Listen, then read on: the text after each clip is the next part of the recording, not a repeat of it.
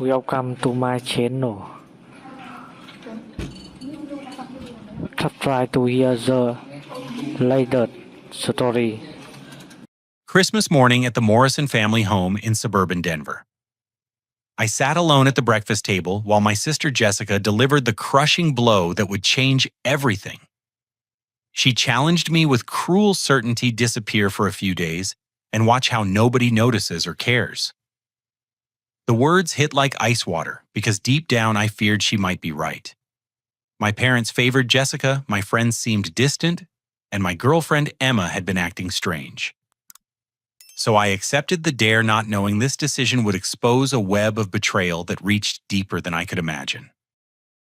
The echo of Jessica's words haunted me as I watched our family's gift exchange unfold like a carefully choreographed performance where I played the invisible man.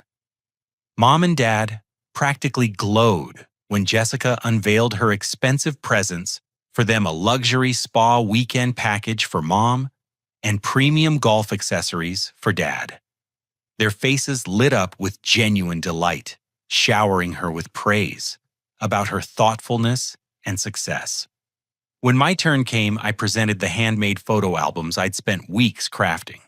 Each page told the story of our family through carefully selected memories, complete with handwritten captions and artistic layouts using my graphic design skills. Mom flipped through hers quickly, offering a distracted, "How nice, Craig?" before setting it aside to admire Jessica's gifts again. Dad barely glanced at his, muttering something about old pictures, before returning to examine his new golf glove. The sting of their indifference burned deeper than any physical pain. I'd poured my heart into those albums, staying up until 3 in the morning, perfecting each detail. Meanwhile, Jessica smirked from across the room, watching my face fall as our parents dismissed months of my work in seconds. Emma arrived 45 minutes late, claiming holiday traffic delayed her drive from across town.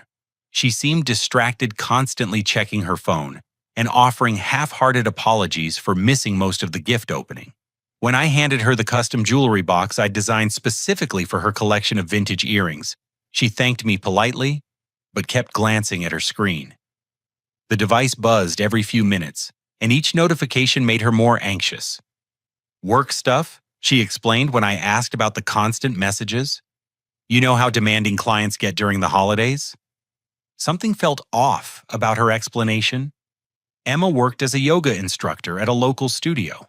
What kind of urgent work emergencies could possibly arise on Christmas morning?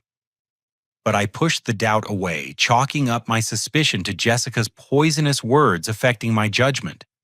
Uncle Robert arrived during lunch, immediately launching into his annual interrogation about my life choices.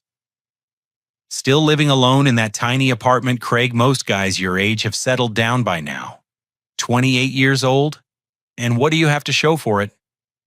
His voice carried that particular tone family members use when they think they're being helpful while actually being cruel. I wanted to mention Emma to defend myself against his implications about my romantic failures, but something held me back. We'd been together for 3 years, yet she'd never met my extended family. Every time I suggested introducing her at gatherings, she found excuses to avoid them. Now, watching her fidget uncomfortably under Uncle Robert's curious glances, I wondered if her reluctance stemmed from something deeper than social anxiety. My phone buzzed with a text from Tyler, my best friend since college. "Sorry, man, can't make our usual post-Christmas hangout. Something came up." Rain check. We'd maintained this tradition for 6 years, meeting at our favorite sports bar to recap holiday disasters and plan New Year's adventures. His cancellation felt like another small betrayal stacking up against my already fragile confidence. Jessica caught my dejected expression and leaned close, her voice barely audible above the family chatter. "The offer stands, little brother. Take my dare and prove me wrong if you can." Her words carried a weight beyond sibling rivalry. This wasn't typical holiday teasing or the competitive dynamic we'd maintained since childhood.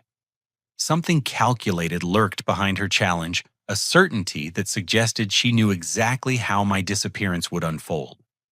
That evening, after Emma left with another vague excuse about early morning obligations, I sat in my apartment contemplating Jessica's dare. My freelance graphic design business gave me complete flexibility with my schedule. No boss would miss me. No coworkers would notice my absence. I'd been building an emergency savings account over the past 2 years, accumulating enough to disappear for weeks if necessary. The decision crystallized as I stared at my phone, realizing nobody had called or texted since Uncle Robert's uncomfortable lunch conversation. Emma hadn't even sent her usual goodnight message. Tyler's cancellation still stung. My parents hadn't bothered following up on plans we'd tentatively discussed for the weekend. I packed a single duffel bag with clothes for a week, withdrew $800 from my savings account, and wrote a carefully worded note claiming a last-minute work opportunity in Portland. The story seemed plausible enough, a potential client requesting urgent consultation on a major project too important to refuse despite the holiday timing. As I loaded my car at 11:30 that night, headlights swept across my apartment complex parking lot. Emma's silver Honda pulled into her usual visitor space, and I ducked behind my vehicle to avoid detection. She sat in her car for several minutes, typing frantically on her phone before approaching my building. What happened next shattered every assumption I'd held about our relationship. Emma produced a key from her purse and unlocked my front door like she owned the place. I'd never given her a key.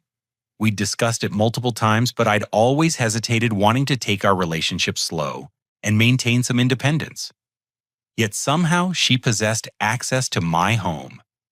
Through my rearview mirror, I watched lights flicker on in my apartment windows. Emma moved through my space, with disturbing familiarity, opening curtains and settling onto my couch as if she lived there. The implications sent chills down my spine, but I forced myself to drive away before she noticed my car. Jessica's dare had already revealed its first devastating truth. The woman I loved was keeping secrets that went far beyond work-related text messages. The Budget Inn in Boulder became my headquarters for what I initially imagined would be a 3-day experiment in social invisibility. I checked in under the name Michael Stevens, paying cash, and spinning a story about a messy divorce requiring temporary anonymity. Sarah, the night desk clerk, accepted my explanation with the weary understanding of someone who'd heard similar tales countless times. Room 207 has the best Wi-Fi if you need to stay connected, she offered, sliding the key across the worn Formica counter. Vending machines are on every floor, and there's a decent diner across the street that doesn't ask too many questions. I settled into the cramped space, immediately establishing my digital surveillance network. Years of graphic design work had taught me enough about social media and online tools to create convincing fake profiles across multiple platforms. Within hours, I'd constructed alternate identities that allowed me to monitor my family and friends without detection. Day 1 passed without a single concerned call or text message. My phone remained silent, except for automated promotional messages and spam calls. Nobody seemed to register my absence from the daily rhythm of their lives. The silence felt deafening, confirming my worst fears about my expendability in other people's worlds. But Emma's behavior revealed disturbing patterns that contradicted everything I thought I knew about our relationship. Her Instagram stories showed her lounging in what was unmistakably my living room, using my coffee maker, wearing one of my college sweatshirts. She'd positioned herself carefully to avoid showing too much of my apartment, but I recognized my furniture, my artwork, my plants in the background. The most shocking discovery came through her tagged locations. According to social media, Emma had been home for the past 3 days. Not at her own apartment across town, but apparently living in my space. The timestamps on her posts suggested she'd been staying there regularly, not just during yesterday's mysterious late-night visit. My phone finally rang on day 2, but not with the concerned inquiry I'd hoped for. Marcus Torres, one of my most important clients, sounded frustrated about a missed meeting I'd never scheduled. "Craig, where the hell are you? We had the Henderson project review this morning at 10. They flew in from Phoenix specifically for this presentation, and you're nowhere to be found. This isn't like you to blow off clients without warning. I scrolled through my calendar and email, finding no record of any meeting with the Henderson account. Either I'd experienced a major memory lapse, or someone had been managing my professional schedule without my knowledge. Given Emma's apparent comfort in my apartment, the latter possibility seemed increasingly likely. "Marcus, I'm dealing with a family emergency." I lied, not ready to explain the full situation.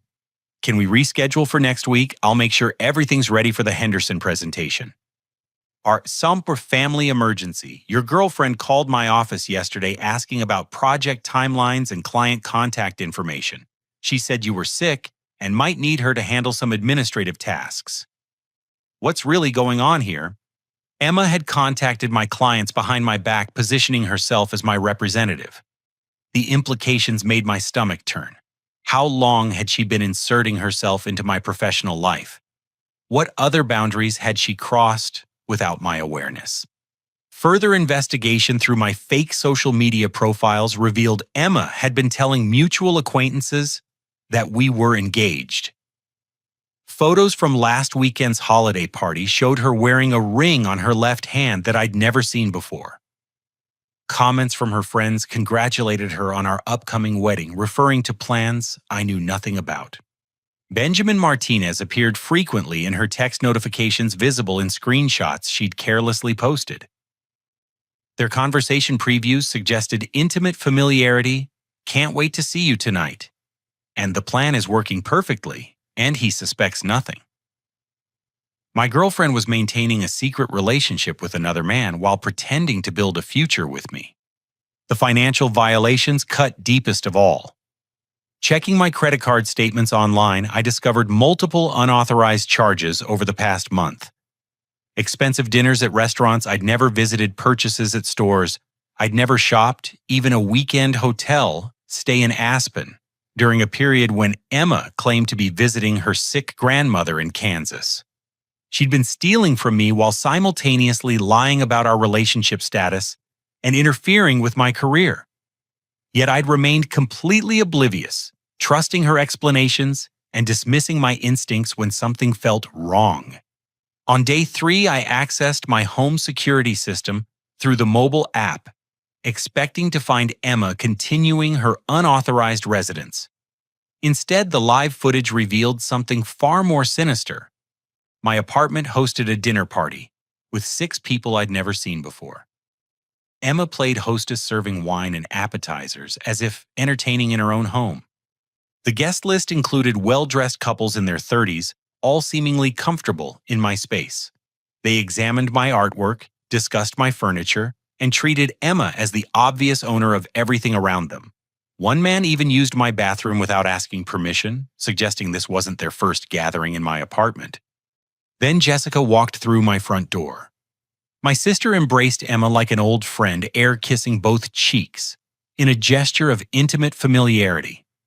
They laughed together, shared inside jokes, and moved through my kitchen with coordinated efficiency. Jessica knew where I kept my wine glasses, my good silverware, my cloth napkins.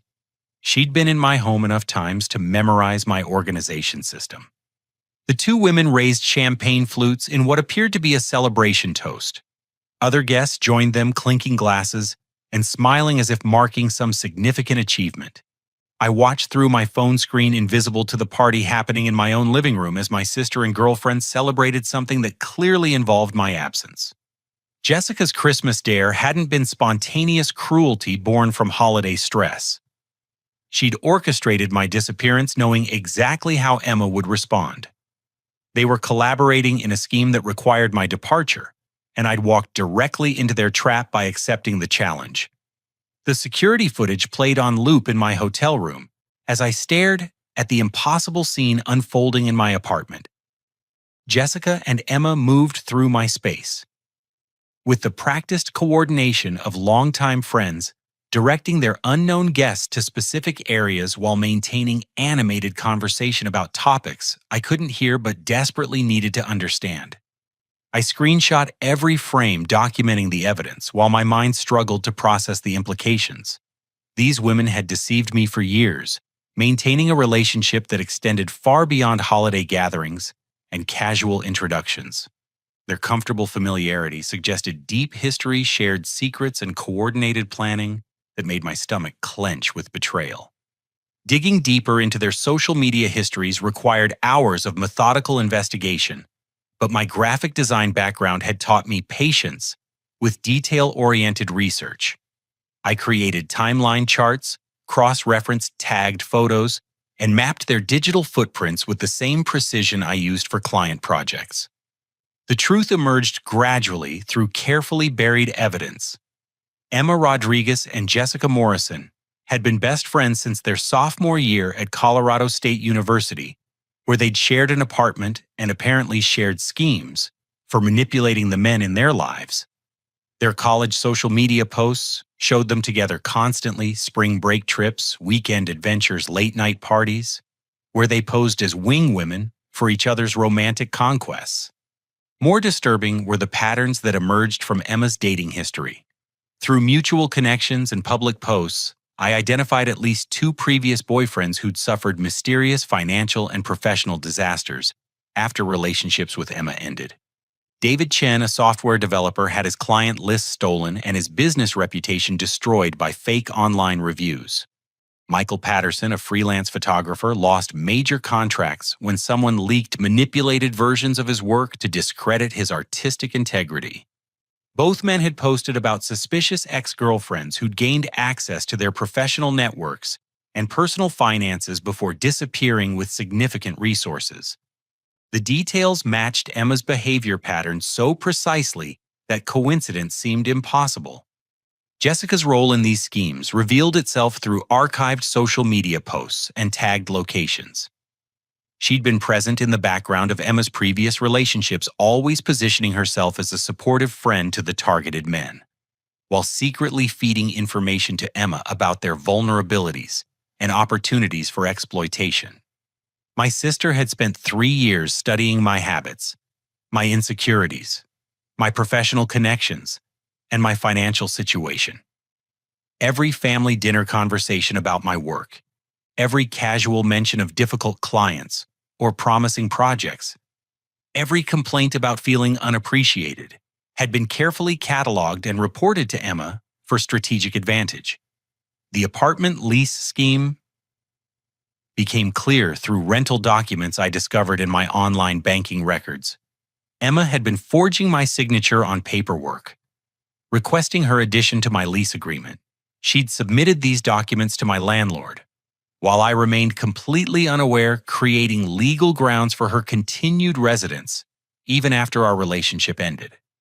But the professional violations cut deeper than financial theft. Emma had been copying my client files whenever she stayed overnight, photographing contract details and design specifications to create competing proposals under her own business name.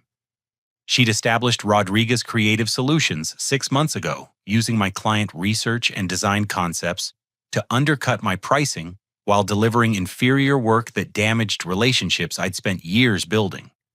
Marcus Torres proved this theory when I called him from a prepaid phone, disguising my voice slightly to protect my investigation. Rodriguez Creative. Yeah, they contacted us last month claiming Craig Morrison recommended them for overflow work. Seemed legitimate since they knew specific details about our Henderson account. But their design samples looked suspiciously similar to Craig's style, and their pricing was unrealistically low. We declined their services because something felt off about the whole approach. Emma had been systematically destroying my professional reputation while positioning herself as my replacement. Clients who trusted me for years were being approached by a competitor who possessed inside information about their preferences, budgets, and project timelines. Tyler's strange distance finally made sense when I reached him through a mutual friend's phone. My best friend had been fed a carefully constructed narrative about my declining mental health and increasing instability. "Dude, Jessica told me you've been really struggling lately," Tyler explained once he realized I was actually calling him. "She said you'd been talking about disappearing, maybe hurting yourself, and that Emma was worried sick about your psychological state. Jessica asked me to give you some space while you worked through whatever breakdown you were having." "When did Jessica tell you this?" I asked, already knowing the answer would predate my Christmas departure. About 2 weeks ago, she called me specifically to warn me that you might reach out in a crisis and that the best thing I could do was encourage you to seek professional help instead of enabling your isolation. Jessica had been priming my support network to abandon me before I'd even made the decision to leave. She'd carefully constructed explanations for my future absence while ensuring that nobody would question my disappearance or investigate my well-being. The manipulation extended to our parents as well. Through archived family group text conversations, I found messages where Jessica had been subtly undermining my credibility for months. She'd shared concerning screenshots of fake conversations where I allegedly expressed depression, resentment toward family members, and intentions to cut contact with everyone who cared about me. Mom and Dad believed they were respecting my need for space rather than abandoning their son. Jessica had convinced them that checking on me would be counterproductive, possibly triggering more severe emotional problems that required professional intervention rather than family support. Every person who might have noticed my disappearance had been systematically programmed to interpret my absence as either expected or beneficial. The isolation wasn't accidental. It was engineered. But the most devastating revelation came through analyzing Emma's bank statements, which I accessed using login information she'd carelessly saved on my laptop during previous visits. She'd been receiving monthly payments from an account registered to J. Morrison Consulting for the past 18 months. Jessica had been paying Emma a salary for her relationship with me. I wasn't Emma's boyfriend. I was her assignment. 3 years of what I'd believed. What I believed was genuine love, emotional intimacy, and shared future planning had been a business transaction orchestrated by my sister and executed by a woman whose job description included seducing me, infiltrating my life, and ultimately destroying everything I'd built. The Christmas dare wasn't Jessica's sadistic impulse. It was the activation code for Emma's exit strategy. Armed with devastating evidence of the conspiracy against me, I spent day 4 building the network of allies I'd need to reclaim my life and seek justice for years of manipulation. The magnitude of their deception required a coordinated response that matched their sophisticated scheme. Marcus Torres became my first crucial ally when I called him back with a full explanation of Emma's deception. His initial anger about the missed Henderson meeting transformed into protective concern for both my professional reputation and personal welfare. Craig, this is serious fraud we're talking about. Emma tried to steal proprietary information about our clients and undercut your business using inside knowledge. I've got emails, phone records, and documentation of every contact she made with our office. This isn't just personal betrayal, it's criminal activity. Marcus scheduled an emergency meeting with his business partner and their attorney to discuss legal options for pursuing charges against Emma's fake consulting business. More importantly, he offered to serve as a professional reference for any clients who might have received misleading information about my mental health or business practices. We'll draft a statement clarifying that Morrison Graphics remains our preferred vendor and that Craig Morrison continues to deliver exceptional work under all circumstances. Any rumors about your professional reliability are completely unfounded. My landlord, Patricia Williams, proved surprisingly receptive when I contacted her directly about Emma's forged lease documents. Apparently, Emma's aggressive pursuit of tenancy rights had raised red flags that Mrs. Williams had been reluctant to address without concrete evidence of fraud. Honey, that girlfriend of yours has been calling me every week for months, pressuring me to add her name to your lease agreement. She claimed you'd requested the change but were too busy to handle the paperwork yourself. Something about her approach never felt right, but I didn't want to interfere in your personal relationship. Mrs. Williams agreed to review all documentation Emma had submitted, comparing signatures and cross-referencing dates with my actual rental history. She also revealed that Emma had been requesting keys for apartment maintenance issues. I'd never reported gaining access to my home far more frequently than I'd realized. Tyler's relief at learning the truth about my supposed mental health crisis was palpable during our face-to-face meeting at a coffee shop in downtown Boulder. He'd been struggling with guilt about abandoning me during what he believed was a psychological emergency. But Jessica's manipulation had convinced him that supporting me would be enabling destructive behavior. Man, I felt terrible about pulling back, but Jessica was so convincing about you needing professional help instead of friendly support. She showed me text screenshots where you supposedly threatened to hurt yourself if people kept interfering with your life. I thought I was protecting you by giving you space. Tyler's marketing background proved invaluable for documenting Emma's business fraud. He helped me create a comprehensive database of her client outreach efforts, tracking which companies she'd contacted and what inside information she'd used to craft her competitive proposals.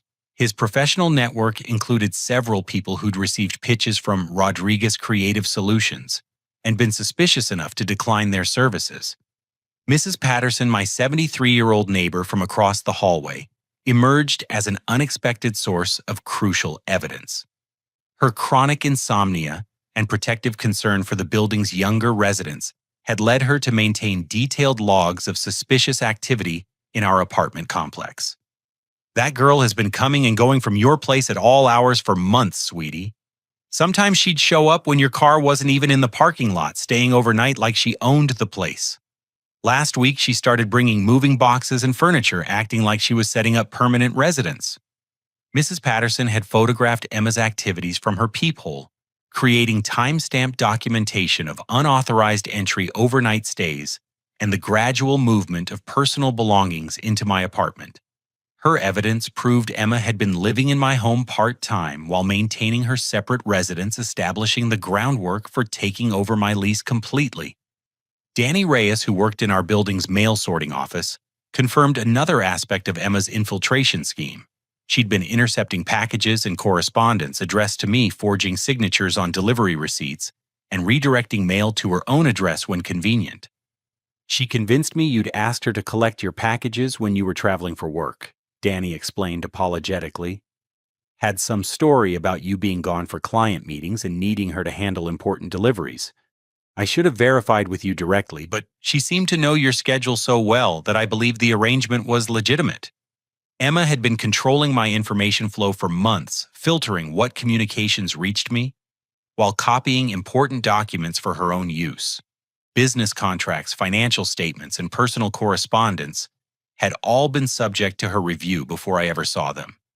Ashley Chen, my former classmate who'd built a successful practice as a consumer protection attorney, offered both legal guidance and emotional support when I contacted her through LinkedIn.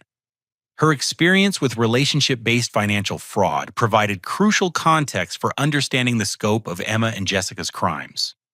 "Craig, what you're describing is a sophisticated long-term con that goes way beyond typical relationship deception. The forged documents, identity theft, business interference, and coordinated manipulation of your support network constitute multiple felonies. These women have been operating a criminal enterprise with you as their primary target." Ashley agreed to represent me pro bono, partly because the case offered an opportunity to pursue precedent-setting charges against perpetrators of a fraud scheme she'd encountered multiple times but rarely been able to prosecute successfully. She immediately began drafting cease and desist orders, gathering evidence for criminal referrals, and protecting my assets from further theft.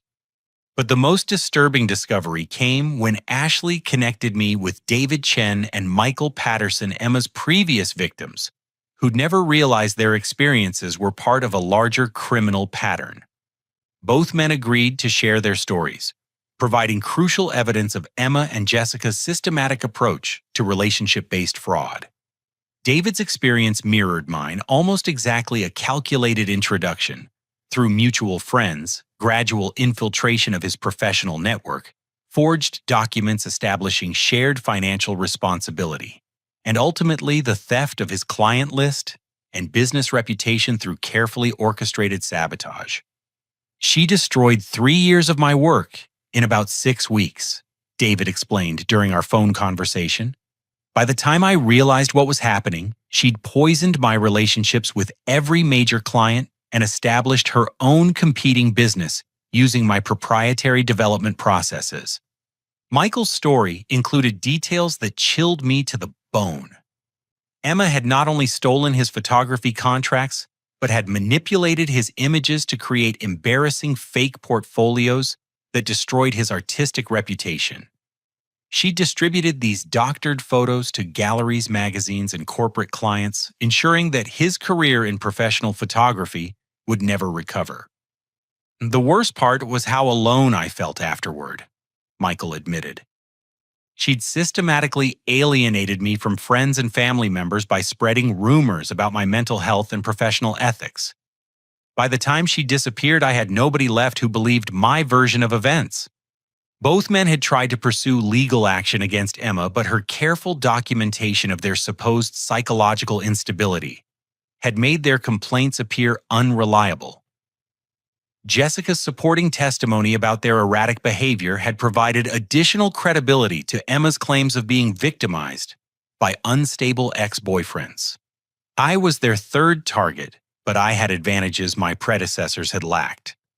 Emma's confidence had made her careless with evidence, and Jessica's involvement had created additional opportunities for documentation.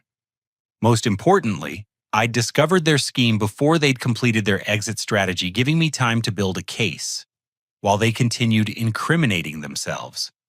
Ashley began coordinating with David and Michael's attorneys to file a comprehensive case against both Emma and Jessica, combining all three victims' experiences to demonstrate the organized nature of their criminal enterprise.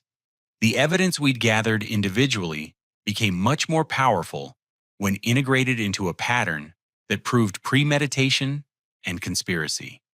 As I sat in my hotel room on day 5, surrounded by printed documents, phone records, and photographs that chronicled 3 years of systematic deception, I felt something I hadn't experienced since childhood: complete confidence in my ability to fight back and win.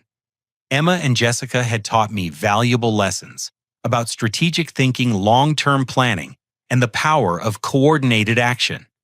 Now I was going to use their own methods to destroy the criminal empire they'd built on the ruins of other people's lives. Day 6 marked the beginning of my counteroffensive against Emma and Jessica's criminal operation. I positioned myself across the street from my apartment building at dawn, watching through binoculars as Emma loaded my personal belongings into donation bags. Books I'd collected since college, artwork from local artists, kitchen equipment I'd saved months to afford. All of it was being discarded like worthless clutter to make room for her permanent occupation of my space. The sight of my life being erased filled me with cold determination, rather than emotional devastation. Every bag she carried to the dumpster represented evidence of theft and conversion of property. Ashley had coached me on documenting these violations for the criminal case we were building. Marcus proved instrumental in setting up the trap that would expose Emma's client theft scheme. We arranged a fake consultation meeting with Henderson Industries, a fictitious company that Marcus and his business partner created specifically to test Emma's response to insider information. They contacted Rodriguez Creative Solutions, claiming to need urgent design work for a major product launch, offering a substantial budget that would be irresistible to someone running a fraudulent business. We made sure to mention details that only someone with access to Craig's client files would know, Marcus explained as we reviewed the plan. Specific terminology, budget ranges, and design preferences that we'd discussed during private meetings. If Emma takes the bait, she'll demonstrate knowledge she couldn't have obtained legitimately. Ashley worked with investigators at the district attorney's office to coordinate simultaneous evidence collection across multiple locations. They'd obtained warrants for Emma's real apartment, her business records, and her financial accounts, timing the searches to coincide with our exposure of her client fraud scheme. Tyler's role involved documenting Jessica's manipulation of our mutual friends. He scheduled casual meetups with people from our college crowd, recording their conversations about my supposed mental health crisis and Jessica's role in spreading those rumors. His marketing experience made him particularly effective at drawing out specific details about when Jessica had contacted them and what exactly she'd said about my psychological state. It's incredible how coordinated her campaign was. Tyler reported after a dinner with 3 of our former classmates. She contacted every person in our friend group individually, sharing slightly different versions of the same story about your breakdown. Each person believed they were receiving confidential information and were specifically asked not to discuss it with others. Mrs. Patterson's surveillance photos became crucial evidence for the conversion charges Ashley was preparing. Her detailed logs showed Emma had been gradually moving furniture and personal items into my apartment over several months, establishing what appeared to be joint residency without my knowledge or consent. The timestamps on these photos will prove premeditation, Ashley explained as we reviewed Mrs. Patterson's documentation. Emma wasn't just staying over occasionally, she was systematically establishing legal grounds to claim tenancy rights. This was a calculated invasion designed to support her eventual takeover of your living space. Danny's testimony about the mail interception provided the final piece of evidence needed to prove Emma's identity theft charges. He'd kept copies of delivery receipts with Emma's forged signatures, documenting multiple instances where she'd accepted packages and legal documents addressed to me without authorization.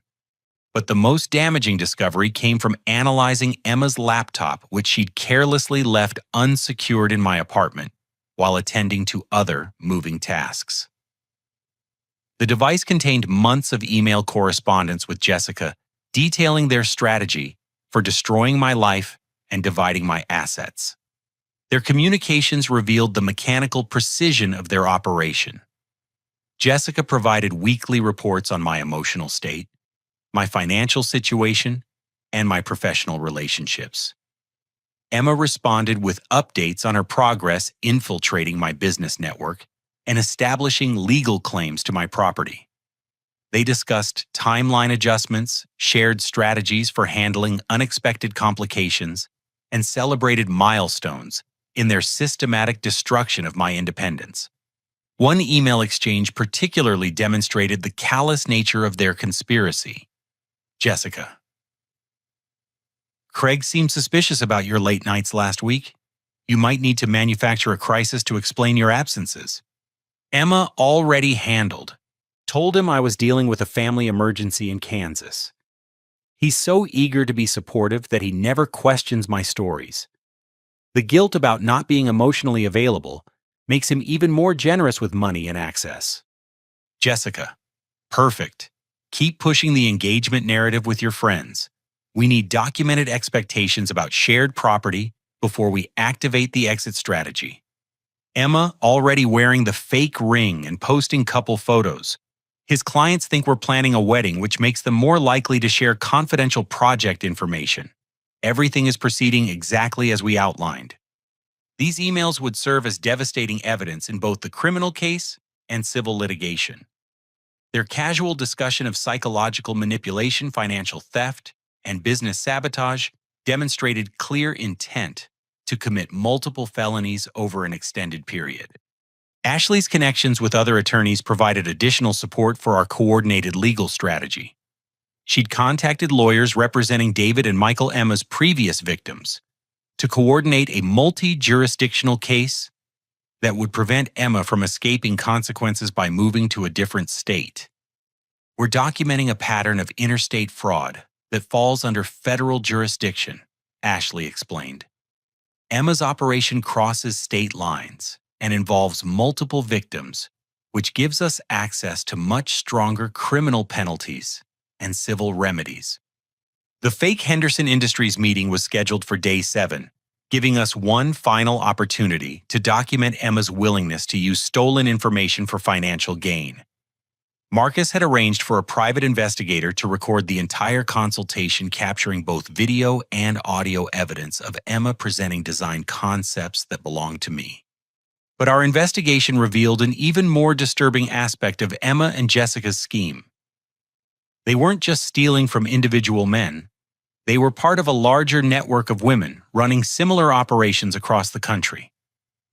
Emma's financial records showed regular payments from multiple sources, suggesting she was either managing several simultaneous victims or participating in a franchise-style criminal organization.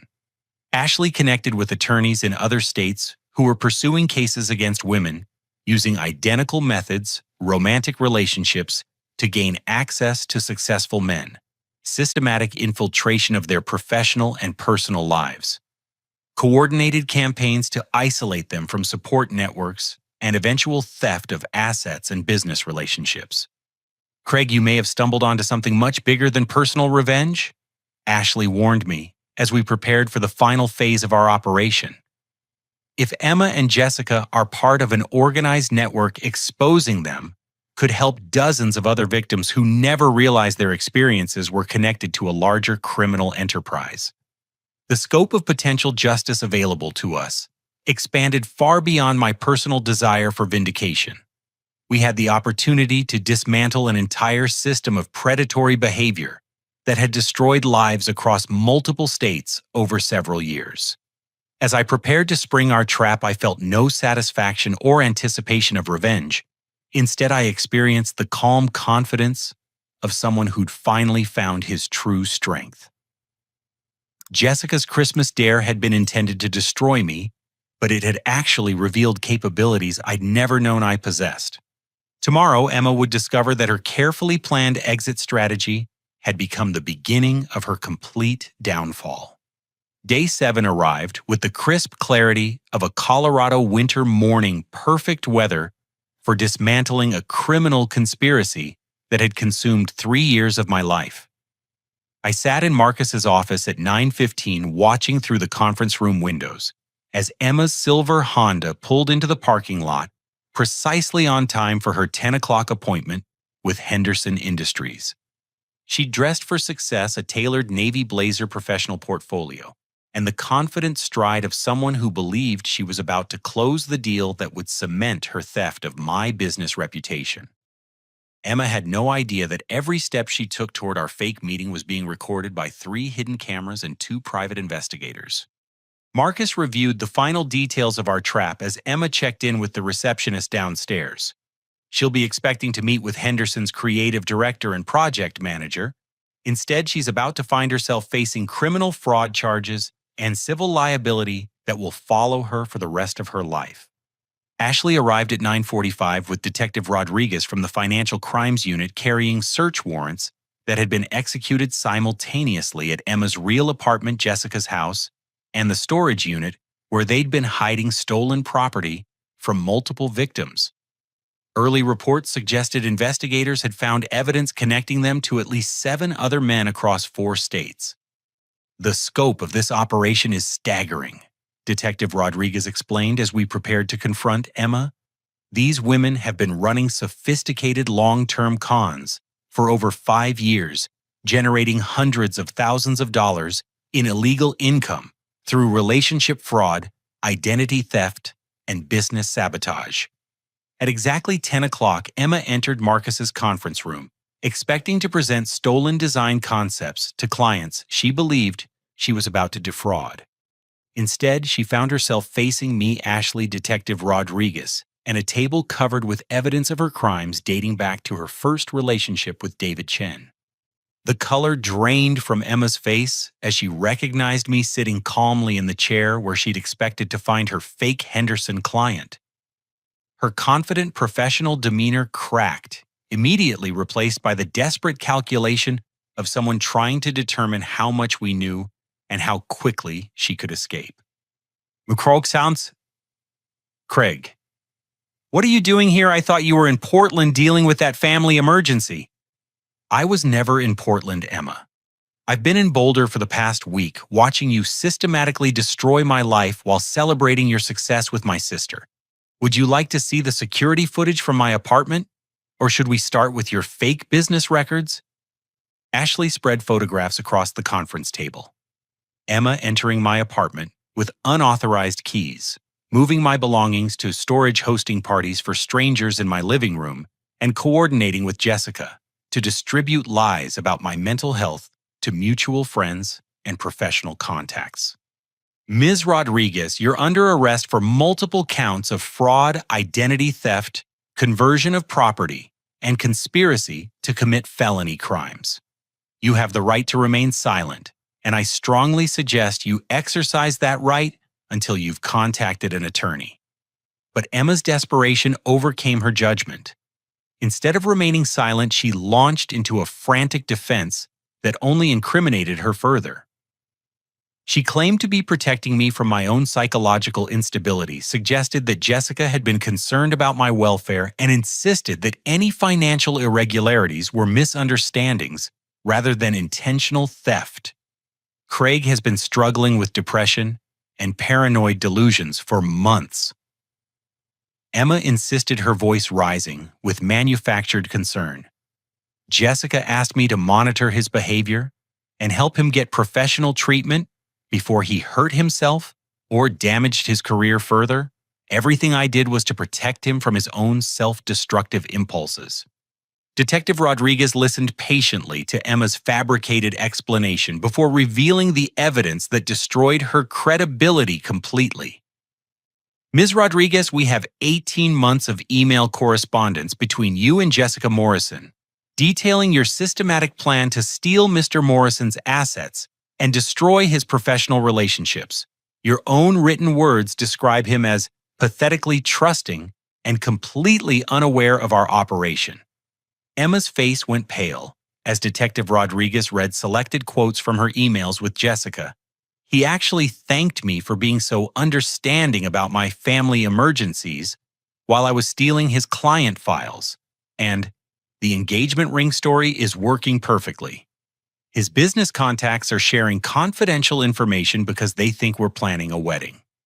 But Emma had prepared for the possibility of exposure, and her final gambit nearly derailed our entire case. She produced a smartphone and played what appeared to be a recording of me threatening to hurt her if she ever tried to leave our relationship. This proves Craig's psychological instability and tendency toward violent behavior, she announced triumphantly. I've been documenting his threats for months as protection against exactly this kind of false accusation. For a moment, the room fell silent as everyone processed the implications of Emma's apparent trump card. If she possessed genuine evidence of me making threats, it could undermine everything we'd built and potentially reverse the criminal charges to focus on my supposed psychological problems. But Ashley had anticipated this exact scenario. She smiled calmly and gestured to the audio forensics expert she'd invited to observe Emma's presentation. Professor Williams, would you please explain to Ms. Rodriguez why her recording won't be admissible as evidence? Professor Williams, a recognized authority on digital audio manipulation from the University of Colorado, had spent the previous day analyzing voice samples from my social media videos and phone messages. He'd prepared for the possibility that Emma might produce fabricated recordings using my voice. This audio file has been artificially constructed using voice synthesis technology, Professor Williams explained with academic precision. The speaker pattern's frequency ranges and phonetic transitions are consistent with computerized voice generation rather than natural human speech. Additionally, the background ambient sound doesn't match any location where Mr. Morrison could have been present during the alleged time frame. Emma's expression shifted from triumph to panic as she realized her final deception had backfired spectacularly. Not only had we anticipated her strategy, but her attempt to use fabricated evidence constituted an additional felony charge of evidence tampering and attempted fraud against the judicial system. Detective Rodriguez immediately confiscated Emma's phone and added new charges to her arrest warrant. Ms. Rodriguez, you're now facing additional counts of evidence fabrication and attempted manipulation of criminal proceedings. Each of these carries mandatory minimum sentences that will be served consecutively rather than concurrently. As Emma was led away in handcuffs, Marcus initiated the next phase of our operation. He contacted every client Emma had approached through Rodriguez Creative Solutions, explaining the fraudulent nature of her business and providing documentation of how she'd obtained their confidential project information through theft rather than legitimate consulting. Meanwhile, Tyler was coordinating with law enforcement to arrest Jessica at our family home, where she'd been spending the day destroying evidence and preparing to flee the state. His detailed documentation of her manipulation campaign provided grounds for conspiracy charges that carried the same penalties as Emma's direct theft crimes. Ashley's coordination with attorneys in other states was yielding additional arrests of women connected to Emma and Jessica's criminal network. David Chen and Michael Patterson finally had justice for their stolen careers, while new victims continued coming forward as news of the arrests spread through professional communities. But the most satisfying moment came when Detective Rodriguez called to report Jessica's reaction to her arrest. My sister had been so confident in her manipulation skills that she'd attempted to convince the arresting officers that I was mentally unstable and had fabricated evidence against innocent women who'd been trying to help me. Her argument collapsed when investigators presented emails she'd sent to Emma discussing their exit strategy timeline and celebrating their success in isolating Craig from all support networks. Jessica's own words proved premeditation conspiracy and complete awareness of the criminal nature of their activities. As I sat in Marcus's office afterward, watching Emma's silver Honda being towed as evidence while Ashley coordinated with prosecutors across multiple jurisdictions, I felt something I hadn't experienced in years: complete confidence in my own worth and judgment. Jessica's Christmas dare had been designed to prove my expendability in other people's lives. Instead, it had revealed my capacity for strategic thinking, my ability to build strong alliances, and my determination to fight for justice rather than accept victim status. The women who tried to destroy me had actually taught me exactly what I was capable of achieving. 6 months later, I stood in the completely renovated space that had once been my compromised apartment, now transformed into the headquarters of Morrison Graphics Plus, my expanded design consultancy that had grown to employ 4 full-time designers and serve clients across 3 states. The walls displayed framed testimonials from satisfied customers who'd learned about my work through the integrity I demonstrated during Emma and Jessica's criminal trial. Emma Rodriguez received a sentence of 8 years in federal prison for fraud, identity theft, conspiracy evidence tampering, and her participation in an interstate criminal enterprise that had victimized 11 men across 6 states. Her restitution obligations would follow her for the rest of her life, ensuring that every dollar she'd stolen would eventually be returned to her victims with interest and penalties. Jessica faced 7 years for conspiracy fraud and aiding a criminal organization, but her sentence carried additional conditions that provided deep personal satisfaction. She was required to participate in family therapy with our parents, and me addressing the psychological damage her manipulation had inflicted on our relationships over decades of subtle sabotage. "I never realized how much I resented you," Jessica admitted during one particularly difficult therapy session. "When you were born, Mom and Dad suddenly had this new focus, and I felt like I'd been replaced. Instead of dealing with those feelings, I spent 28 years trying to prove you didn't deserve the attention you received." Her recognition of the pain she'd caused our family opened possibilities for genuine healing that none of us had anticipated.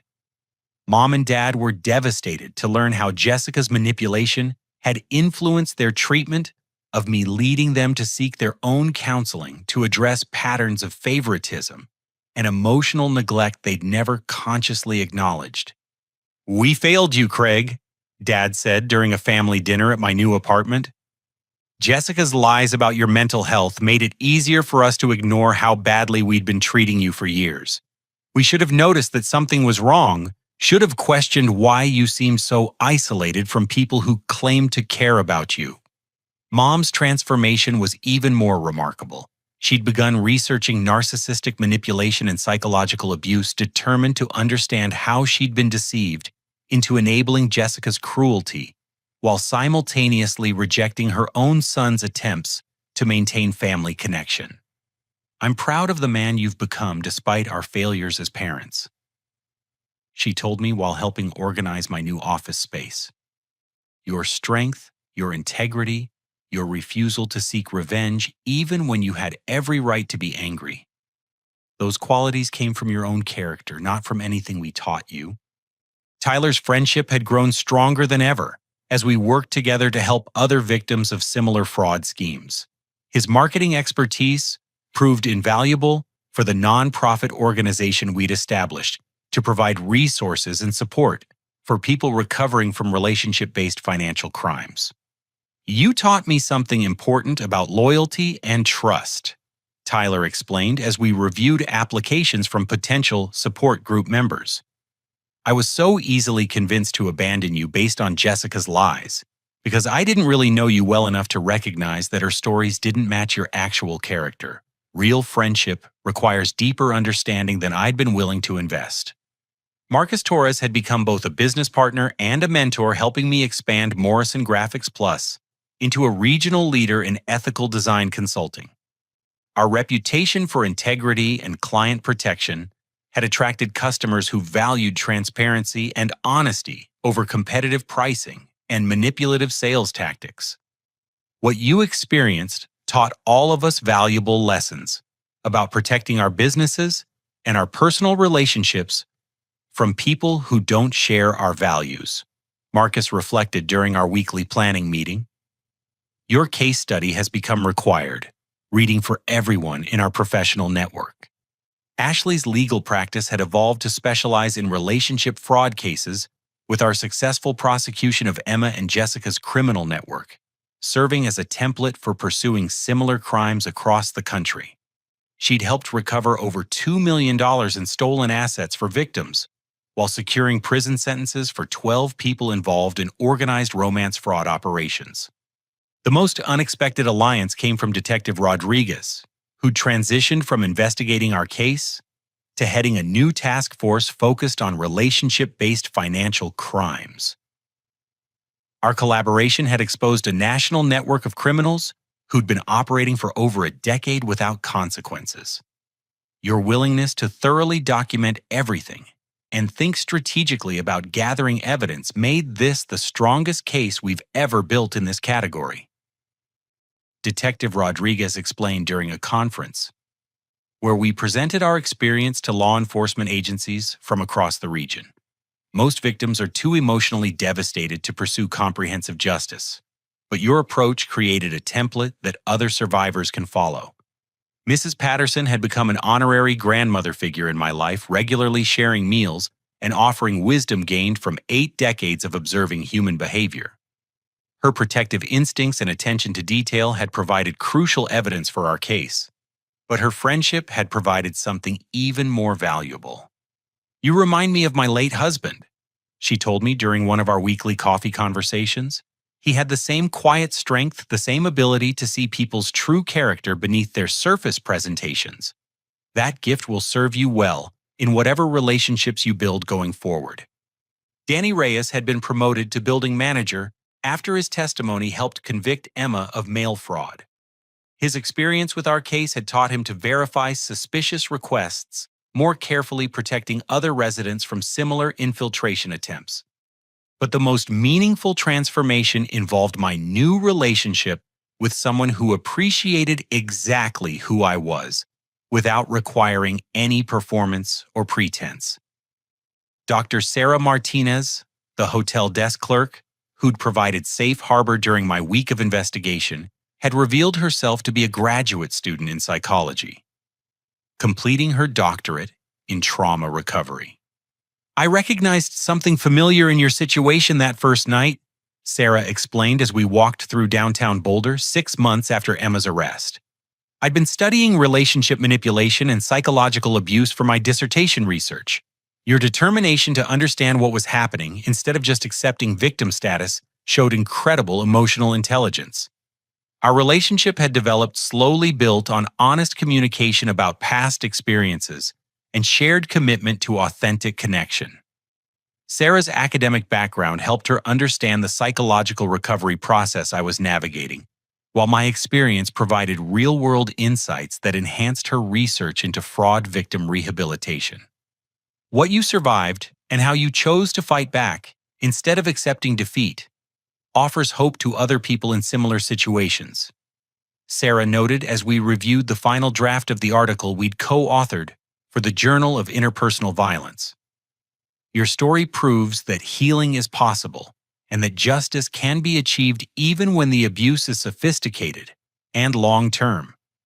The nonprofit organization Tyler and I had established was now serving over 300 survivors of relationship fraud across 15 states. Our support group's legal resources and financial recovery assistance had helped dozens of people rebuild their lives after similar experiences with manipulative partners and criminal conspiracies. But perhaps the most important lesson I'd learned was about the difference between being loved and being valued. Emma's performance had mimicked affection while actually representing exploitation. Sarah's genuine care manifested through respect for my independence, encouragement of my growth, and appreciation for qualities that Emma had seen as vulnerabilities to exploit. Real love doesn't require you to diminish yourself or ignore your instincts. Sarah observed as we planned our first vacation together, a photography expedition through national parks where I could combine my artistic interests with her passion for nature conservation. Healthy relationships enhance your strengths rather than exploiting your insecurities. Standing in my office on the anniversary of that devastating Christmas morning, I reflected on how Jessica's cruel dare had actually provided the greatest gift imaginable: the opportunity to discover my own resilience, integrity, and capacity for strategic action when faced with injustice. Her challenge had been intended to prove my expendability in other people's lives. Instead, it revealed that people who truly matter will always notice when you're gone, while those who don't simply demonstrate their unworthiness of your presence in the first place. Sometimes the most destructive experiences in our lives become the foundation for building something stronger and more authentic than we'd ever imagined possible. Emma and Jessica had tried to erase me from my own life, but their betrayal taught me exactly who I was and what I was capable of achieving. The young man who'd accepted the Christmas dare would never have possessed the confidence to build a thriving business, maintain healthy relationships, or help other people recover from similar trauma. Jessica's cruelty had been the catalyst for discovering strengths I'd never known existed. As I prepared to leave the office for dinner with Sarah and my parents, my phone buzzed with a text from Tyler. Another fraud case just contacted the nonprofit through our website. Ready to help someone else fight back and win? I smiled as I typed my response, absolutely. Let's show them what's possible when you refuse to accept defeat. The greatest revenge against people who tried to make you disappear is becoming more visible, more successful, and more genuinely happy than they ever imagined possible. Jessica's dare had challenged me to disappear for a few days. Instead, I'd learned to truly appear in my own life for the first time. Now, I want to ask you something important. Have you ever felt invisible or unappreciated by people you trusted?